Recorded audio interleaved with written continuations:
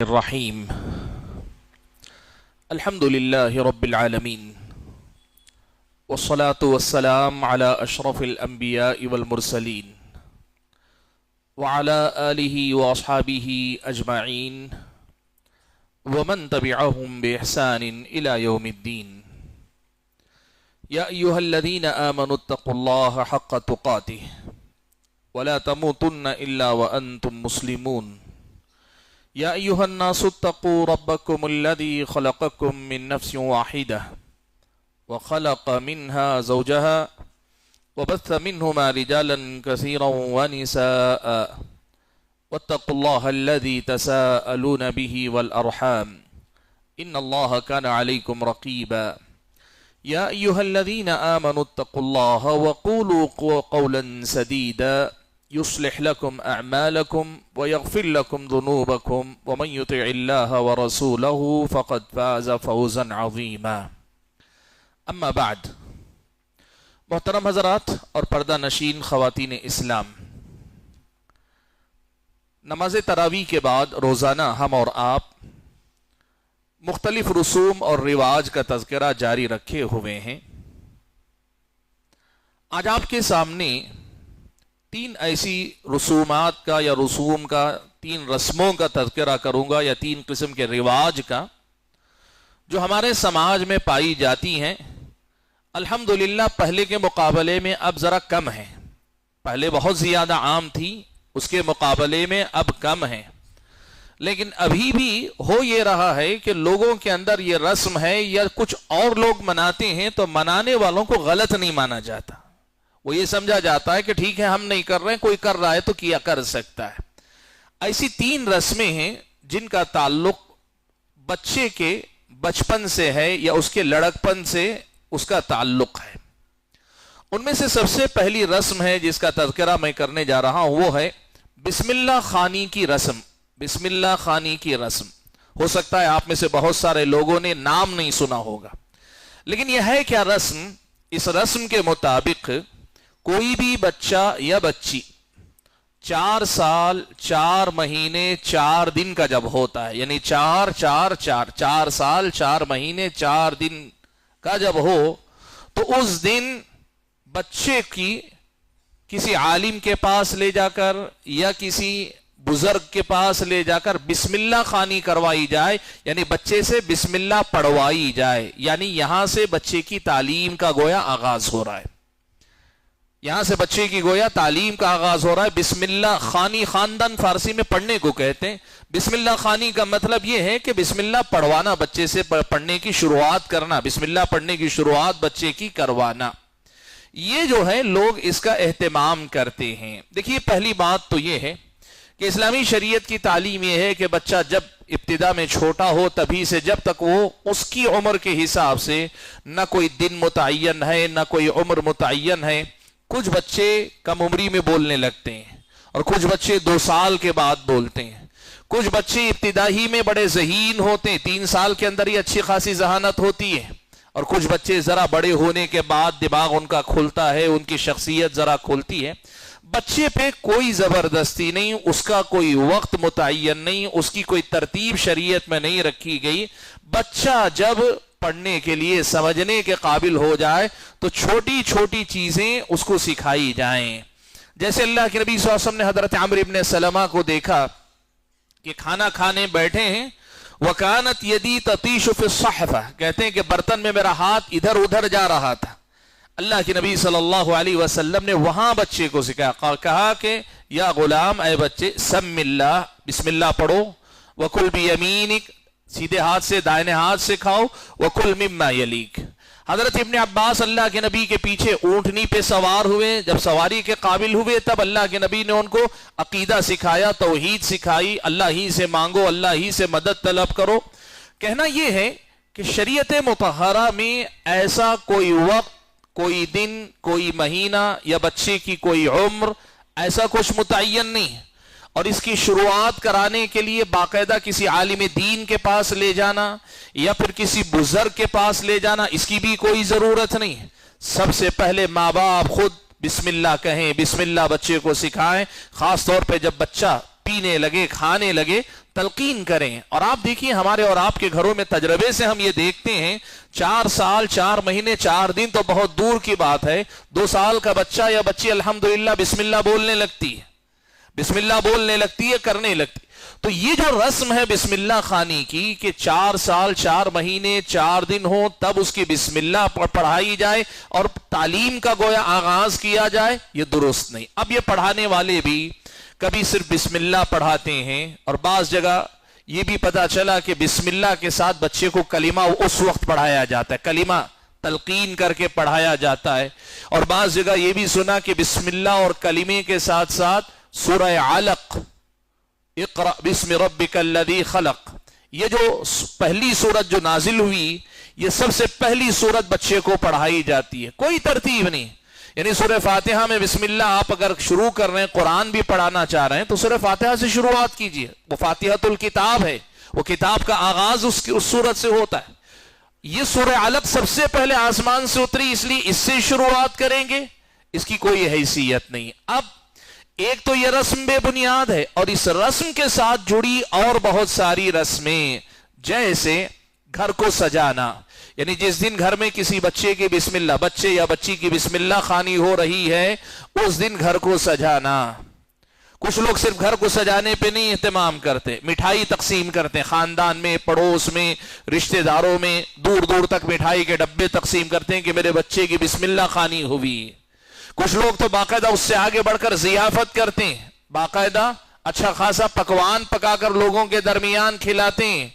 اور کچھ لوگ بچوں کے لیے یا دوسروں کے لیے تحفے، تحائف، کپڑوں کا انتظام کرتے ہیں، اس موقع پر آنے والے تحفے لا کر بچے کو دیتے ہیں، کرتے ہیں۔ دیکھیے ایک بات یاد رکھیے، کبھی بھی شروعات کیجئے بچے کی خوشی کے لیے آپ جو ہے اسے تحفہ دے دیجئے، انعام دے دیجئے، یہ سب چیزیں شریعت میں اچھی ہیں، لیکن ان سب کو جوڑ کر ایک شکل دے دینا اور اسے بسم اللہ خوانی کی رسم قرار دینا، اسلامی شریعت کی نظر میں ایک بے بنیاد عمل ہے، ایک رسم ہے جو ہمارے سماج میں چلی آئی ہے۔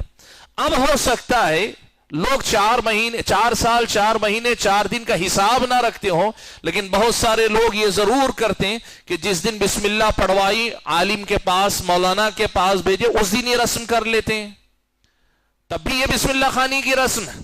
یعنی اگر آپ اسے باقاعدہ ایک رسم کے طور پر کہ آج سے میرے بچے کی تعلیم کا آغاز ہو رہا ہے، اس لیے ہم باقاعدہ ایک اہتمام کریں گے، دعوت کریں گے، ضیافت کریں گے، مٹھائی بانٹیں گے، یہ سب رسم و رواج ہیں۔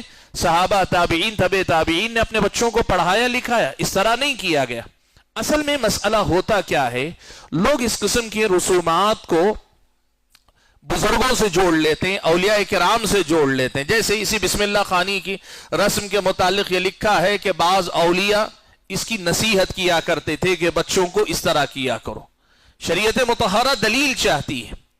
تابعین، تبع تابعین، بخاری، مسلم، محدثین یا فقہاء امام ابو حنیفہ، مالک، شافعی یا کوئی نیک بزرگ مفسر کوئی بھی آئیں، اگر وہ کوئی مسئلہ بتاتے ہیں، شریعت کا مسئلہ ہے تو دلیل ہونی چاہیے، اور شریعت کا مسئلہ نہیں ہے تو پھر لوگوں کو اس کا پابند کرنا یا اس کی تلقین کرنا یہ درست نہیں ہے۔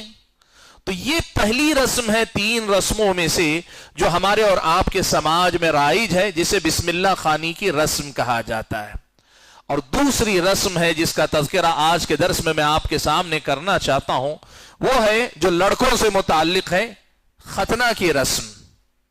ختنہ کی رسم الحمدللہ پہلے کے مقابلے میں یہ رسمیں گھٹ گئی ہیں۔ میں نے جسے کہا نا ابتدا ہی میں کہ یہ رسمیں پہلے کے مقابلے میں کم ہو گئی ہیں۔ شریعت مطہرہ کی نظر میں ختنہ کا ایک عمل جو ہے ایک فطری عادت ہے، انسان کی فطری خوبیوں میں سے۔ نبی علیہ الصلوۃ والسلام نے ایک حدیث میں کہا 5 من الفطرہ، 5 باتیں فطرت میں سے۔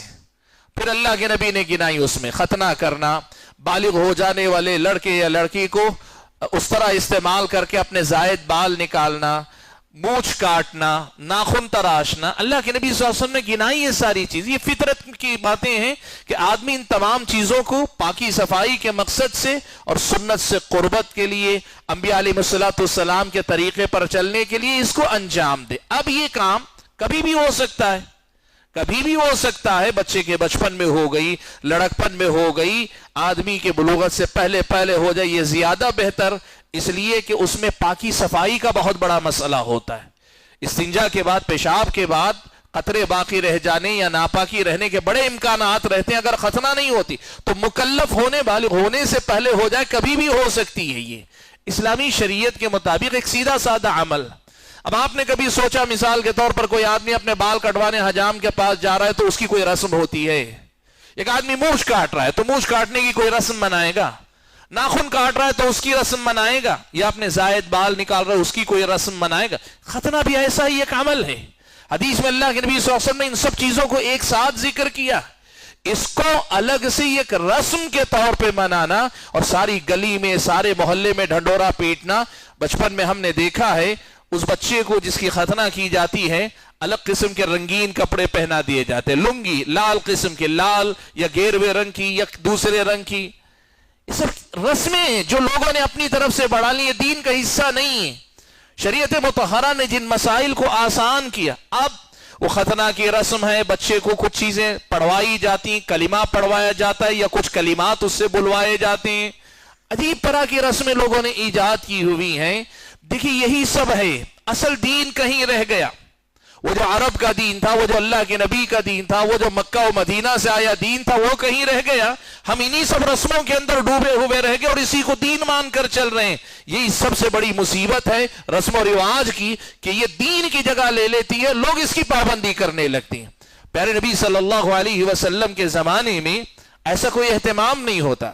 مسند احمد کی ایک روایت ہے، سند ضعیف ہے، ورنہ یہ بہت بڑی دلیل اس بات کی ہوتی. حضرت عثمان ابن ابی العاص رضی اللہ تعالیٰ عنہ کہتے ہیں کہ پیارے نبی صلی اللہ علیہ وسلم کے زمانے میں نہ تو ہم جو ہے ختنے کی کسی دعوت میں شریک ہوتے تھے اور نہ ہی وہ کوئی دعوت ہوتی ہی تھی وہاں پر. نہ تو ختنہ کی کسی دعوت میں ہم جاتے تھے، نہ کوئی دعوت کرتا ہی تھا اس زمانے کے اندر. حدیث مسند احمد کی ہے، روایت ضعیف ہے. میں نے کہا نا کہ اگر یہ روایت صحیح سند سے ثابت ہو جاتی تو یہ دو ٹوک حکم ہوتا کہ نہ صرف یہ کہ رسم ہے بلکہ اللہ کے نبی صلی اللہ علیہ وسلم کے طریقے کی خلاف ورزی ہے. اور حقیقت یہ ہے کہ یہ ایک فطری عادت ہے، جس طرح بقیہ کام اس کے وقت پر خفیہ طور پہ کر لیتے ہیں. آدمی ناخن کاٹ لیتا ہے، آدمی دوسری ضرورتیں پوری کر لیتا ہے، اپنی مونچھ کاٹ لیتا ہے، اپنے اپنے وقت پر ضرورت کے حساب سے. ختنہ کا معاملہ بھی گھر کے اندر بچے کے ساتھ ہو جانا چاہیے. اسے سارے خاندان کو بستی کو ڈھنڈورا پیٹ کے دکھانا یہ کوئی صحیح طریقہ نہیں. یہ دوسری بڑی رسم ہے جو ہمارے اور آپ کے سماج میں رائج ہے.